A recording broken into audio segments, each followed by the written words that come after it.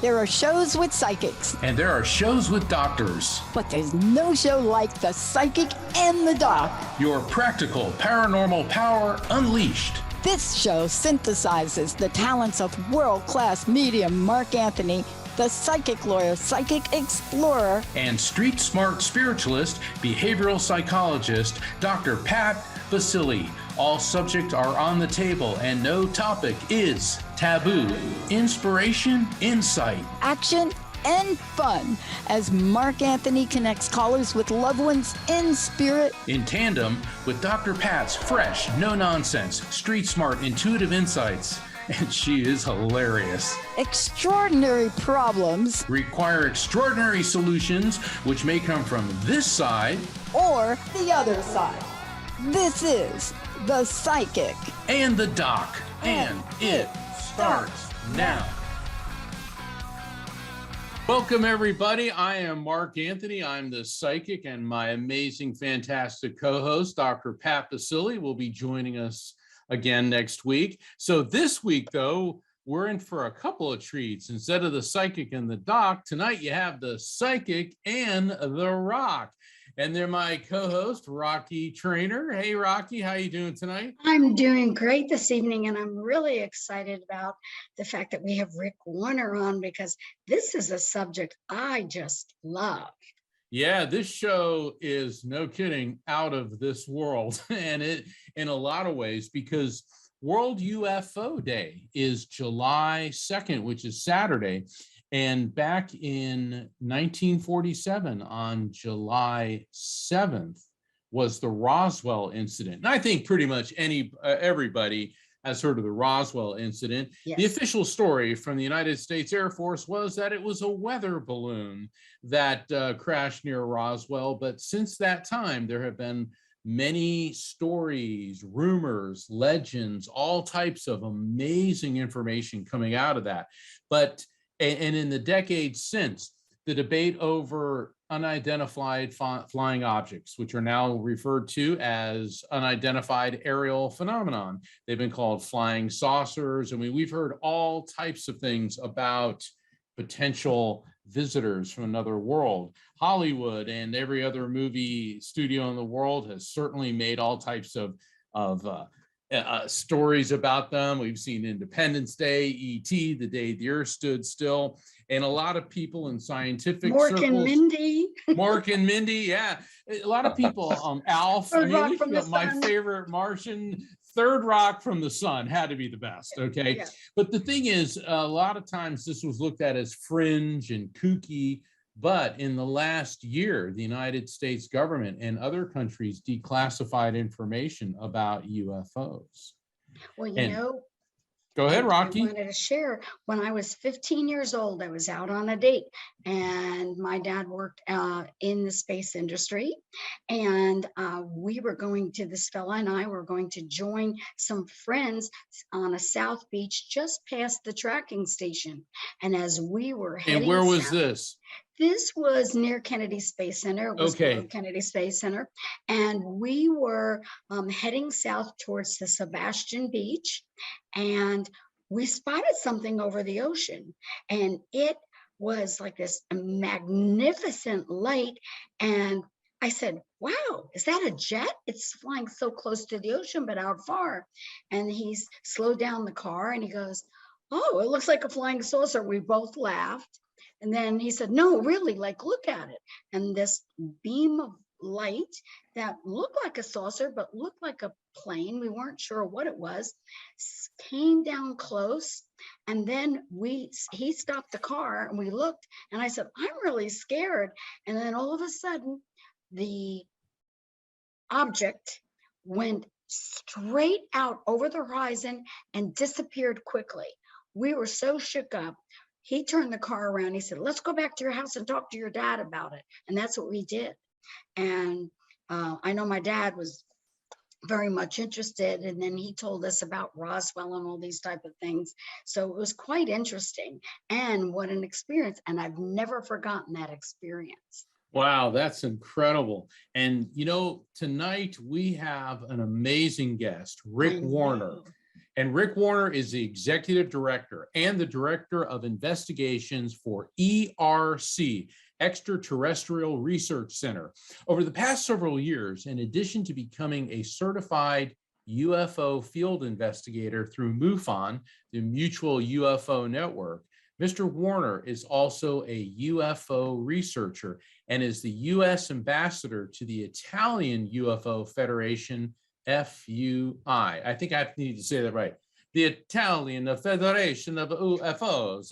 He's also the lead investigator, tech manager, and director of client relations for Phantom Detectives, a paranormal investigation group. And disclaimer, I am affiliated with Phantom Detectives, and they're just an amazing group of paranormal investigators and researchers. Rick Warner has appeared on several radio shows and podcasts, as well as the TV show docudrama series episode called Unstoppable. And on that light note, we can't stop this. Rick Warner, thanks for joining us here on The Psychic in the Doc. Hey, thanks for having me on board. I really appreciate it.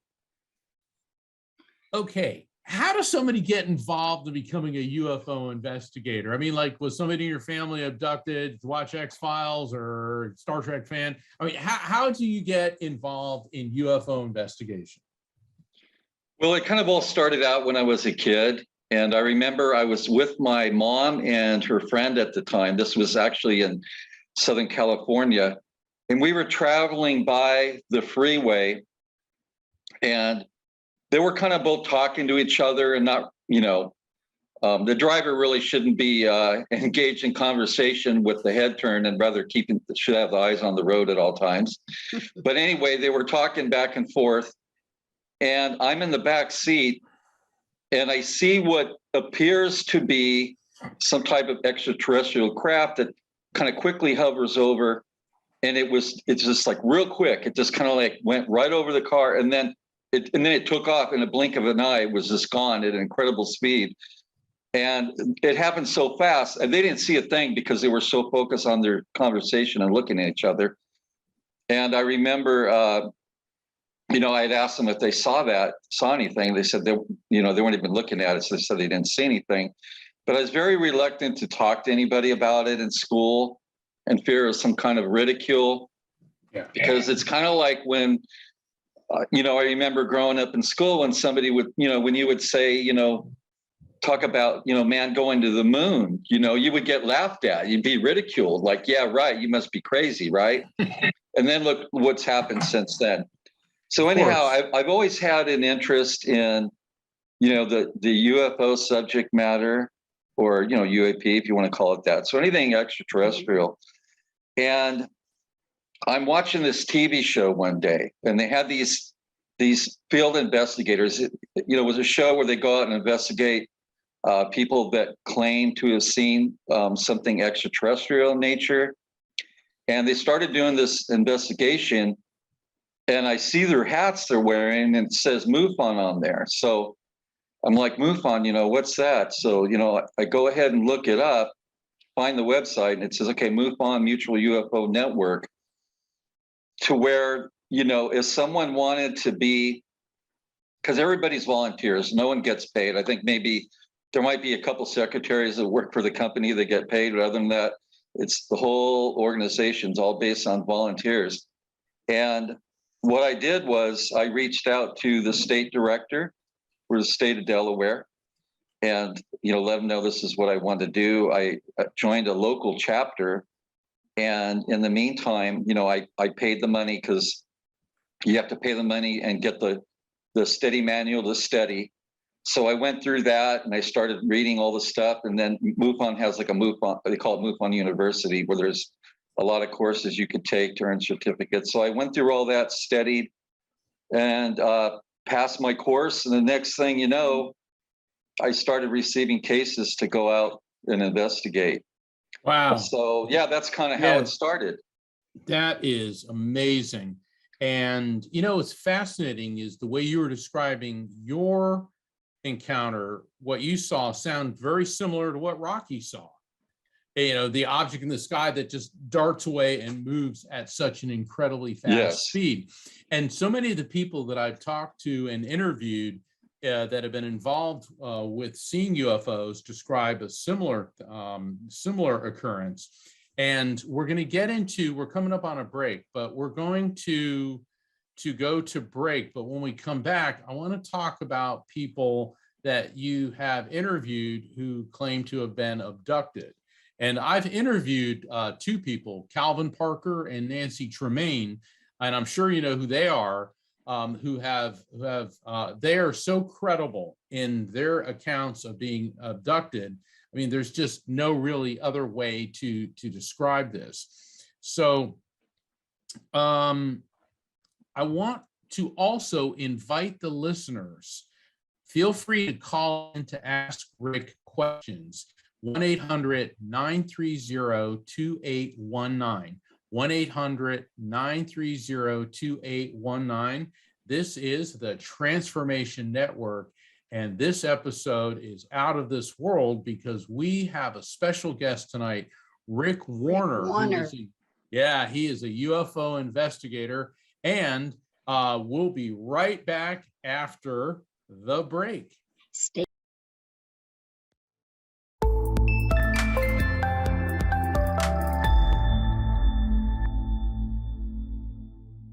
Greetings all. Hey, I'm Rocky Trainer, and this is the Psychic in the Dot, and Dr. Pat Baccili will be back with us next week. But right now, we are on air with a very interesting person who is Rick Warner.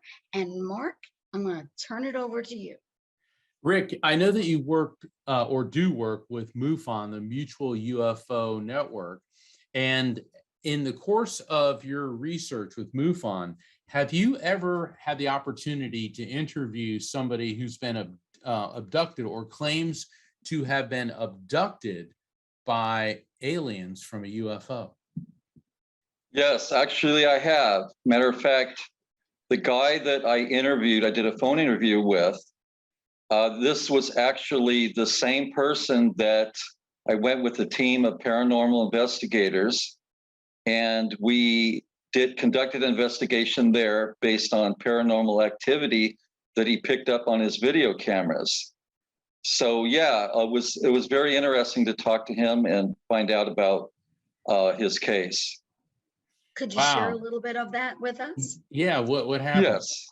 So basically what happened, so when I talked to him on the phone, he actually had sent some pictures to me of skin markings that he had. And many times people that claim that they're, going to use the term abductee or also experiencer, sometimes some of these people will have certain markings on their body. It could be like triangular shaped or, rows of red dots on their body. Sometimes there could be scoops of skin missing or some type of bruising and burns and that sort of thing. So it's important to try to find out, if that person maybe had some kind of skin disorder of some sort, or maybe went to a dermatologist, had it checked out.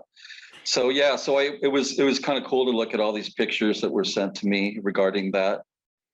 But, go ahead. You're doing an objective analysis by ruling out what factors that it could be to see if it verifies what this person is saying is, I was abducted, and since that time, I have these scars. Did they come up with or present anything else? Yes. Well, actually, so what was told to me was that, many years ago, he said it happened several times. And one of the time when he was sleeping in his bed and, strange things were happening, and he felt, he saw that there were some extraterrestrial beings. And then he felt the missing time of it was like waking up, and then all of a sudden several hours had gone by, which seems to happen with a lot of people that claim to be an experiencer. And so, it was very interesting that, that had happened. But a lot of cases where people claim that they're, that have been abducted and stuff like that, of course, you want to try to figure out if, that it's not some kind of mental illness or or something maybe Right. like somebody has a mental disorder maybe that could be causing them to hallucinate or see things that really aren't there. So That's good. and I appreciate that, because to verify the legitimacy of aliens maybe among us or visiting us, you really have to go through all of those phases of identifying if it's real or not real, and as you said, if someone has a mental disorder. Do you think, because I love the movie Men in Black, do you feel that they are among us and walking like down the street and are blending in? Well, it's interesting you mentioned that, because there are experts that feel that there are hybrid extraterrestrial beings that are walking on the planet that are actually part alien and part human. Wow. And that's one of the reasons why, too. Some people like, well, why are these people getting abducted and that sort of thing? And I think that there's a few reasons. One is, of course, for doing testing and stuff like that, and they're also interested in our species. But I do believe that they are extracting DNA for the purpose of mixing it in with their own species to create a hybrid. Oh, that's really fascinating. I want to go to the phones. Jacob, I understand we have, is it Denise from Florida on the line? Denise from Florida calling in. Hi there, All Denise. right. Hi, Denise. Welcome to the Psychic in the Doc. Oh, Denise, please turn your speakers off. Yes. For all the callers, always turn your speakers off, because what happens is it creates a feedback loop and a lot of distortion. So turn your speakers off and just talk to us with your phone. Okay, can you hear me? Yes, we can now. Okay, Denise, what's your question for the corner? Okay, my question for whoever can answer it. Hello, Rocky. Hello, Rick. Hello, Mark. Hello. Can't we ask the spirits, like if I'm talking to my spirit, couldn't I ask them and say, are there extraterrestrials here on Earth with us right now, or where are they coming from? Let me take that one. Yeah, that's what I figured. Yeah. Yeah, actually, Denise, that's a fascinating question. Rick is a researcher that works with people who have had direct contact. So his research is empirical. Now, and Rocky has seen this happen because I have done readings for people who claim to be abducted, and the information that comes through is startling. I've also had the opportunity to interview Calvin Parker and Nancy Tremaine, who are two of the most credible abductees on record, and I've also conducted reading for them. The long story short, what the other side, what the spirit realm is telling us is that we are one of a multitude of intelligent species in the universe, and that they are in fact contacting us. So yes, that is what has been presented to me in spirit communication sessions. Rocky or Rick, do you have anything to add to that? Well, I want to know, Rick, do you think you've ever been in the presence of an alien? Well, that's a good question. Personally, myself, no, I don't feel I have, other than not really other than what, seeing the spacecraft, what I thought was alien spacecraft. And, to me, if that was what it really was, and that's what I think that it was, that would have been, some type of extraterrestrial being that was operating that craft. But I have personally not seen any extraterrestrial beings by myself, up close and personal, or anything like that. Do you think people on Earth are ready to actually engage with aliens? I do. I mean, here's the deal. So, you're gonna get the people that are actually believers. They believe in the paranormal. They believe in extraterrestrial events. They believe that that there's alien spacecraft and aliens that are taking a look at our planet and trying to make contact. And then you're going to have the people that are just very skeptical. They don't believe in any of that. They don't believe in ghosts. They don't believe in extraterrestrials. Some of these people might not even believe in God, because they may say, well, you know what? I haven't seen him, so therefore maybe it doesn't exist. Right. But what you have to look at the evidence, because 80% of what people see and what's out there, truthfully, a lot of that can be explained to man-made objects or some type of natural phenomenon. It could be a star, could be a planet, that sort of thing. So out of that 80%, that still leaves 20% of what can't be explained. There's no explanation for it. It's not a man-made craft. It's not a natural phenomenon, not a star, not a planet, that sort of thing. So, and then it's not just what's seen throughout the United States, but it's throughout the whole world. There's a lot of countries that have sightings, not just in the United States. And a lot of times, some of those cases we don't really hear about. And I should mention that even though MUFON is an international organization, most of the bulk of their cases come from the United States, and only a small amount come from other countries. And sometimes they don't even report to MUFON at all. There might be one case. But I do want to mention quickly too that even though I was trained through MUFON as a certified field investigator, I don't conduct any cases for MUFON other than my own organization, which is Extraterrestrial Research Center. Can I ask you another question? Yes. Mark mentioned that you were involved with the Italian government with UFOs. Have they had sightings that got this group going? Yes, actually they have. And it's actually, so FUI, or the Italian UFO Federation, so they claim to be the largest UFO investigative agency for the country of Italy.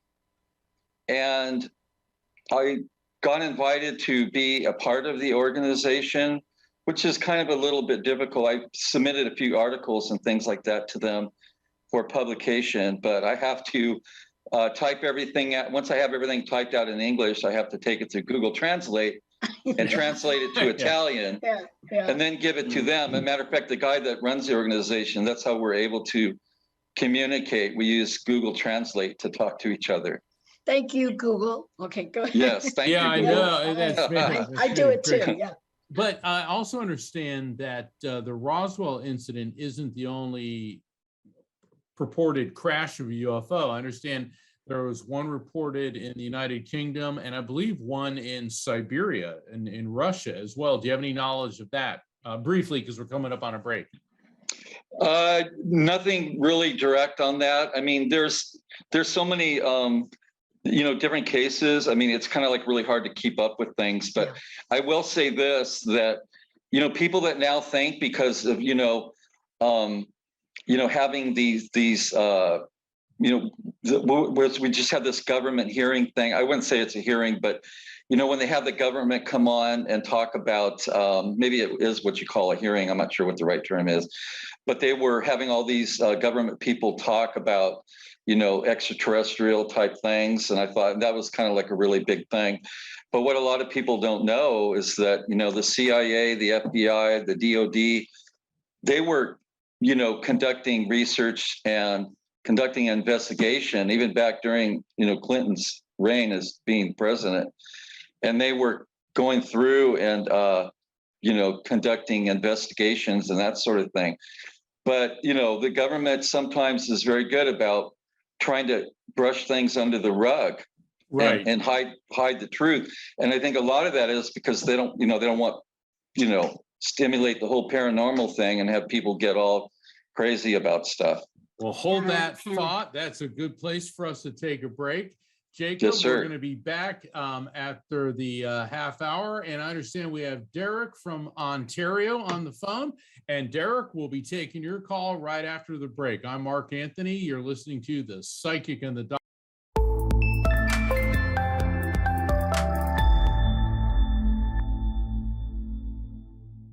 Ooh, that music really sets the mood for our World UFO Day show here on The Psychic and the Doc. I'm with Rocky Trainer, my co-host tonight, and we are on air with Rick Warner.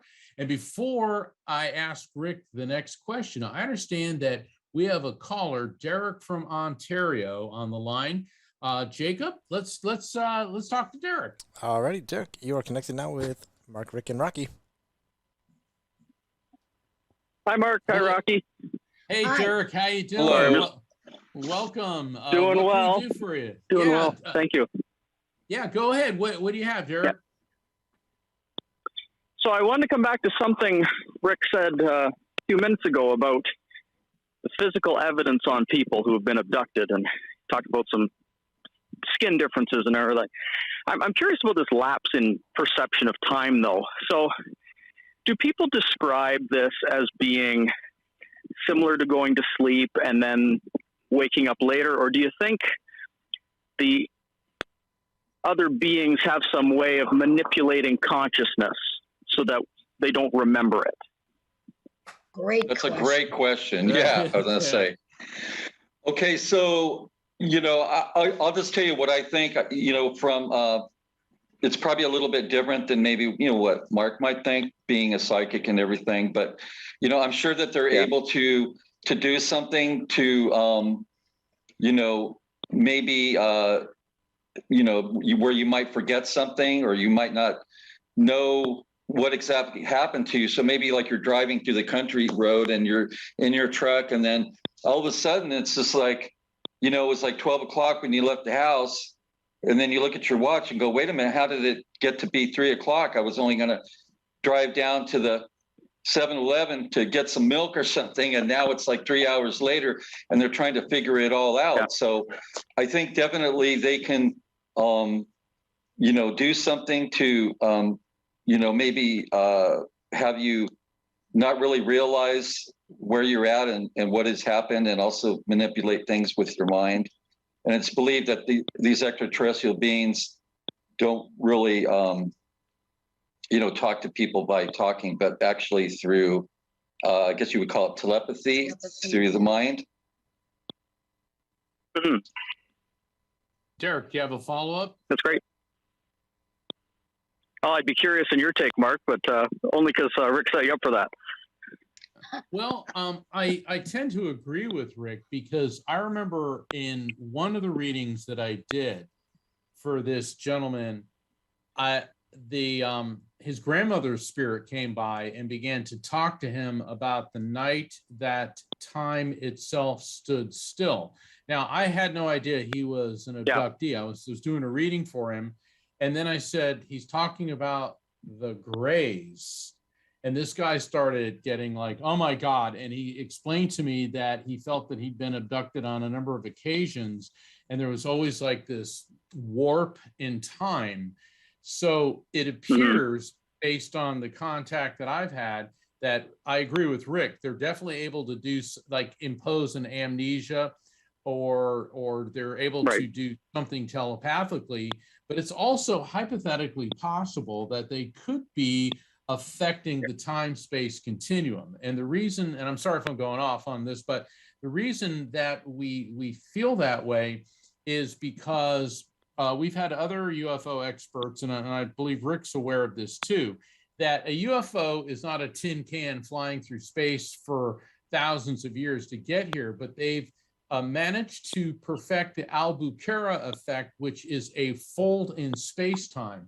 So if you think about it, think of this piece of paper as space, and instead of traversing from one point to the other, they're able to generate, they bend time to where they can do an interdimensional quantum leap, if you will, from one coordinate to the next, without violating Einstein's theory of relativity, that nothing can go faster than the speed of light. So I hope I explained that correctly, Rick.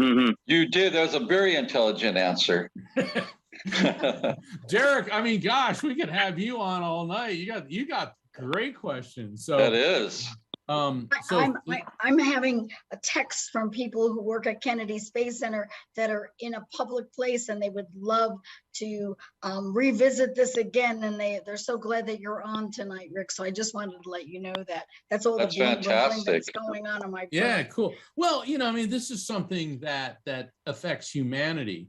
And it's easy to say, oh, well, yeah, there's nothing out there. But then look at the stars at night. I mean, statistically,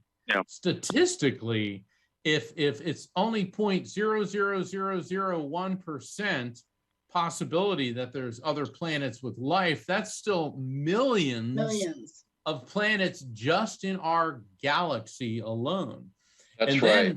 Yeah, so it is quite mind-boggling. Derek, I'm going to do you one more. I'm going to indulge you. Do you have another question? Of course. Go for it.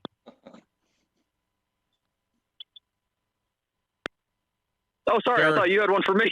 I said, Derek, no. All right. Do you have another question? I'll do. Remember John Lithgow on Third Rock from the Sun? I remember a baby walked in, and the aliens are like, "What does this baby want?" He goes, "I'll find out. What do you want?" And I'm laughing. So it was like, so Derek, what do you want? It was a great show.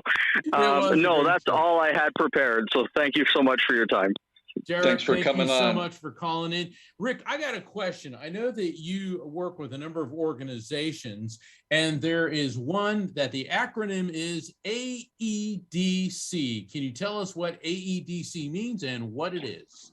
Yes, so the AEDC, that stands for the Alliance of Extraterrestrial Diplomatic Contact, and they are a nonprofit organization.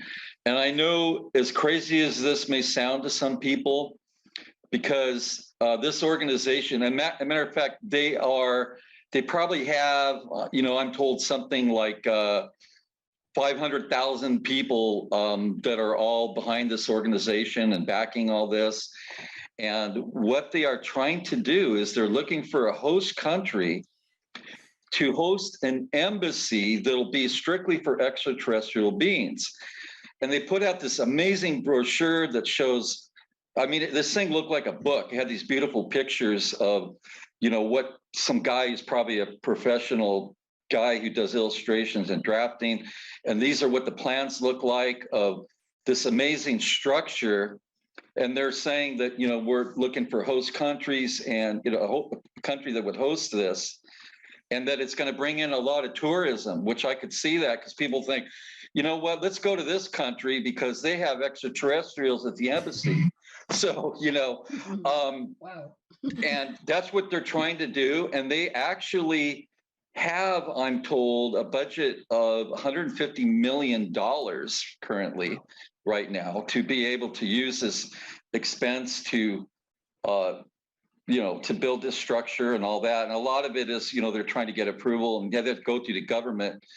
And I guess it's the United Nations and that sort of thing to get approval to have an embassy for extraterrestrials. Do you believe that if something is established like that, do you believe that the extraterrestrial would actually engage us?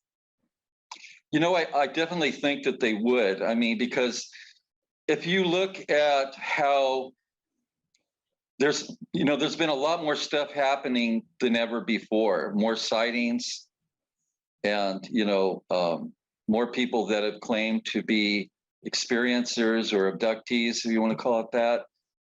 And, it's just, there's been too many things that have happened for many years over a long period of time. And then if you want to go back to, here's an example. Like I had a guy who sent me some pictures of some ancient alien artifacts that came from the caves in Mexico.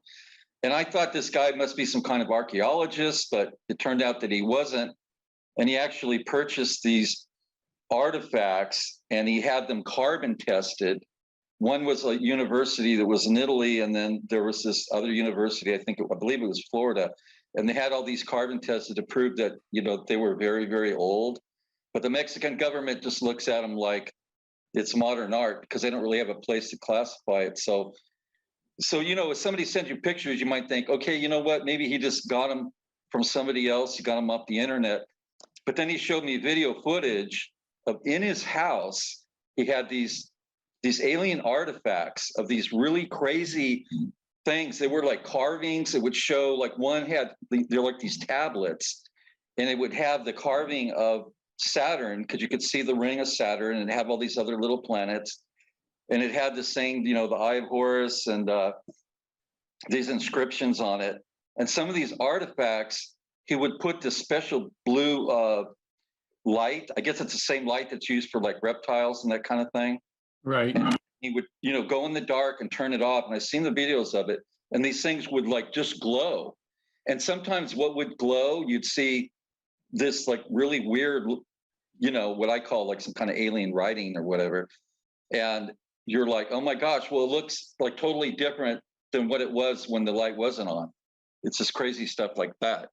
And when you see it in someone's house, in their living room and their little glass cabinets, it's amazing. This guy has so much stuff. I guess he threw down like $150,000 and bought a bunch of stuff. Since he wanted to dig out there, but it's illegal to do it. He had to get some special permission from the Mexican government. And he has so much of this stuff. He has some of this stuff hidden and buried in places because he doesn't want this stuff getting into the wrong hands. I wonder if vibrationally there is something connected to these artifacts or these pieces that tones, like as Steven Spielberg did in I guess it was E.T. About the sounds and tones. Close Encounters. Close Encounters. That's what I was thinking. Yeah. Right. You know what? So, I definitely believe that there could be some attachment to these, because if you think of like, how spirits are able to attach themselves to objects like dolls, like somebody might have a doll that they picked up at a thrift store.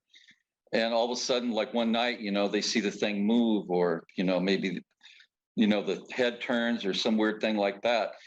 And so there have been objects even that have been investigated in the paranormal field to pick up like high EMF readings and that sort of thing. So if you're getting that off of somebody's like, maybe their glass cabinet, and there's nothing electrical there, or it's a coffee table, and you're getting like high readings, or you're picking something off a thermal camera, you're like, wow, there's must be some kind of spirit attached to this object. well, I know that Mark calls it residual energy because something has attached itself, but doesn't stay there. And Mark can explain that much better. But being on research projects and expeditions with Mark, and I've only been on several, and he's been doing this all his life. It has been an amazing experience to see when Mark explains the residual energy and psychometry of things that have attached something. Like if someone inherits a ring, that energy is in there, but not the entity itself. Mark, maybe you can expound on that. Well, matter retains vibration. And, I want to digress a little bit. Paul McCartney just turned 80 years old. And it's cool because he just headlined at a major rock festival in Scotland. But about a year ago, the media was making fun of McCartney because he said that, his friend George Harrison, who was the lead guitarist for the Beatles, and George liked gardening, and George gave him this tree, which McCartney planted in his front yard. And he said that every time he goes near this tree, he feels George around him. And the media said, Paul McCartney thinks George Harrison is in a tree in his front yard. And it's like, it really ticked me off because what he was experiencing was a frequency beacon, also psychometry. A very dear friend. I mean, who could relate to being a Beatle other than the Beatles? Okay. I mean, they were as big, if not bigger than Elvis Presley. George loved gardening, and out of love gave his good friend a tree, and he planted this tree, and a frequency beacon is when, if you're thinking about a person who has passed, you're emitting an electromagnetic impulse from your brain. Spirits, being pure electromagnetic energy, pick up on that, it draws them to you. And it works two ways. Spirits can send an EM impulse to you, and you'll pick up on it. And so I think what McCartney described beautifully was a frequency beacon. And so I wanted to give an example that a lot of people can relate to, because there's many people that feel that all of a sudden I smell my mother's perfume, and you know, she died 10 years ago and there was no perfume bottle or anything around, and that too is a frequency beacon. So it happens, yeah, and it happens the same in objects, because everything on a subatomic level has a vibration, a different frequency. And so if you handle an object, let's say I'm handling this pen, well, it's going to pick up my vibration so that somebody else who handles it, particularly somebody else who's psychically sensitive, can start picking up things about me based on the vibration from that. And that's what's known as psychometry. And the reason that I'm talking about this, because I believe that this ties into what you're talking about too, Rick, when it comes to UFOs. I mean, one of the first things you said tonight was about frequency. I mean, we're dealing with whoever they are, whatever they are a lot more technologically advanced than we are. Most definitely.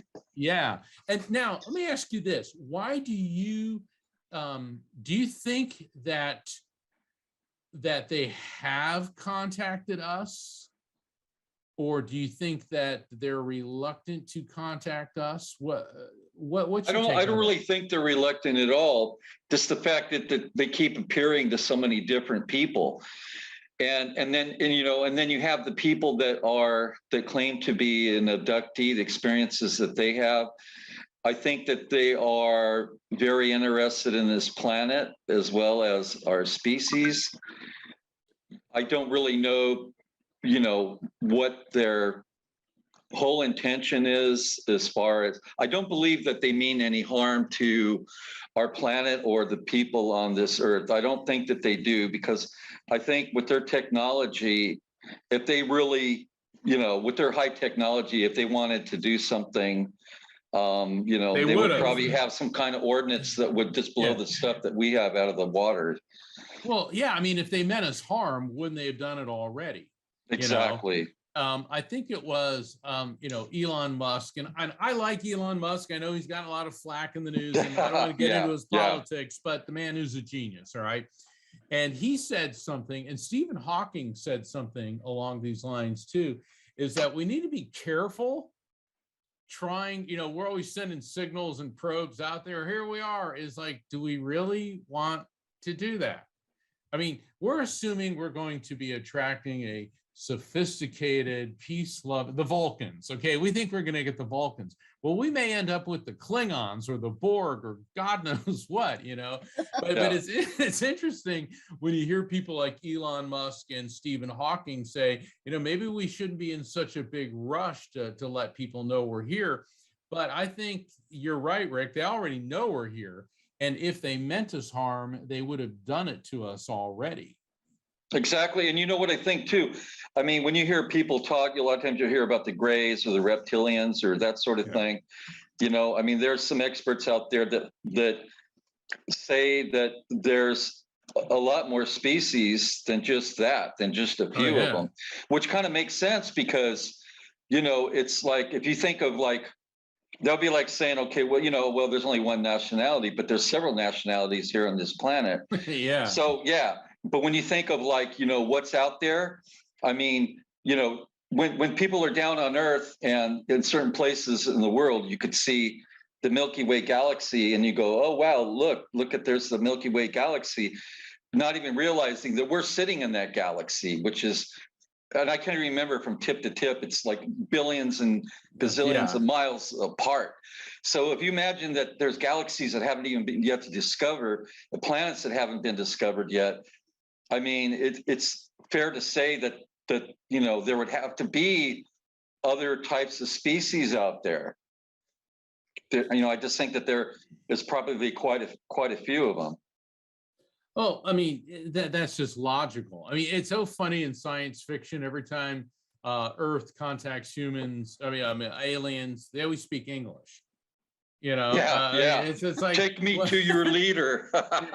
Yeah, Yeah, well, yeah, I don't know if that would be the yeah. wisest course of action, but Especially now, Are you depending sure on you where want they to meet land. our leader? Yeah, or sure, something you like want to that. meet. Yeah, I mean, there's got to be yeah, somebody else you want to meet. yeah. Exactly. Would, Yeah, would you rather meet Paul McCartney or Mick Jagger? No, yeah, but exactly. Yeah. I mean, I'll try to raise Elvis from the dead. but I think though that this is such a huge field. Rick, where do you see the interest and the study of UFOs going? What do you see as the future in this field? What I see is more and more people being open to the subject matter. But at the same time, I think that I see a lot more people being open to the subject. I mean, because truthfully, I mean, even when I got in with MUFON in the beginning, I thought, do I really want to do this? Because I'm thinking that I'm going to run into all these people that think, this guy must be way out there. He's crazy because he believes in extraterrestrials and that kind of thing. But that wasn't the case at all. It actually amazed me how many people that I have ran into that really feel and believe that there's something out there. And some of these things are based on their experiences. So, and then when you have people that are experts and stuff, people that are very credible witnesses that were some type of airline pilot or a single plane pilot or somebody in a helicopter or the military or even a NASA astronaut. Matter of fact, even the astronauts with NASA and stuff that would see stuff, a lot of that stuff, got washed out by NASA because they didn't, they would see things and then all of a sudden it's gone. They got rid of Edgar it. Mitchell. Yeah, Edgar Mitchell founded the Institute of Noetic Sciences, IONS, and he was a UFOologist, aside from being an astronaut and a physicist. And supposedly a number of astronauts, I mean, there's rumors that Buzz Aldrin, they said they saw something when they were on the moon. But like you said, NASA always clamped down on it. That always frustrates me. It's always like these science fiction movies. It's like, you're about to find out and then the government comes in and clamps down on it. Why? Yeah, it's like, don't talk. They tell you, don't say anything to anybody. Keep it hush hush. And they think it's going to cause worldwide panic. Well, maybe that's exactly what this planet needs, is to be shaken up a bit. I mean, look at what's going on. I mean, Russia started an unnecessary, unprovoked war against Ukraine. There's slaughter going on in Yemen, in Somalia. I mean, that's all right. over the world, human conflict. And I always thought that aliens would look at us and say, why do we want to get involved with them? It's an incredibly warlike species. And whatever technology we give them, they're going to weaponize. I mean, it's exactly. Maybe they are reluctant to get in touch with us, or maybe they look at us with about as much interest as we look at a anthill. What if they said, we don't need to destroy the planet because they could do that fine on their own? Yeah, and then we'll just come in and repopulate it. I mean, exactly. Go ahead, Rocky. I'm being hopeful that that's not the case. Well, I hope you're right we all too. Come together. I mean, you think about all the different races. What if aliens from all different places put people of different races and sizes and shapes on this earth to see how they would all get along, and we're the experiment? I read something once, some science fiction, and I thought, what a concept that is. Remember the quote, why can't we all just get along? I'm sorry, I just had to say that. I had to throw that in there. It's very fascinating when you talk to, I've talked to a number of astronauts. We only got a minute. And they've all said that Earth is so alive, and they realize looking at it that this is the only place we have to live. And we're coming up on the end of the show. So Rick, I want to thank you. How do people get hold of you if they want to find out more about you? Okay, so if you want to get a hold of me, you can visit my website called ERC, which stands for Extraterrestrial Research Center, that could be found at www.erc www.erc2explore.com. So www.erc2explore.com. And from there, there's a lot of resources there to learn about the subject of ufology. And there's some great videos there. If you have a case that you want to submit, Super. a sighting, you could do that as well. Rick, thank you Thank so you. much for being on the show. Thank you. Rocky, thank you for standing in Thank you. tonight. And Thank you. everybody, I will be back next week with Dr. Pat. This is the Psychic in the Doc. We're here every Thursday, 7 p.m. Eastern, 4 p.m. Pacific, and all times in between and either side of that worldwide. Thank you, and keep watching the sky. Many blessings. Yes, sir. Hey, everybody, thank you for tuning into the Psychic in the Doc with Mark Anthony and me, Dr. Pat Baccili, right here on TransformationTalkRadio.com. Hey, look, come back next week so we can explore with you more of life's many challenges and learn from fascinating guests. And you know what? Even Mark and me. We'll connect you and discover insights from people in this life and from the afterlife. Extraordinary problems? Yeah, they do. They require extraordinary solutions. But step into the world of possibilities with us on the Psychic and the Doc. That's every Thursday, 4 p.m. Pacific Time, 7 p.m. Eastern Time, right here on TransformationTalkRadio.com. That's TransformationTalkRadio.com. And don't forget, we're also live face-to-face on Facebook.com, Transformation Talk Radio.